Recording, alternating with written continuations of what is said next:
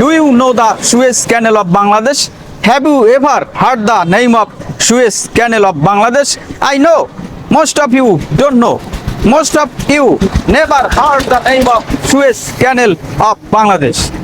Now I am on the Gaf Khan Bridge. This bridge crosses Gaf Khan River. This Gaf Khan River is called the Suez Canal of Bangladesh. It is also called Gaf Khan Channel. ভাইয়া আপনার বাড়ি কি ঝালকাঠি? আমার বাড়ি ঝালকাঠি গাবখান। আর এই গাফ খান নদীকে যে বাংলাদেশের সুয়েজ খাল বলা হয়, এটা কি আপনি জানেন? না, এটা আমি জানি না। This river flows through Jhalokati district. It connects Sugandha River in Jhalokati district and Kocha River in Pirozpur.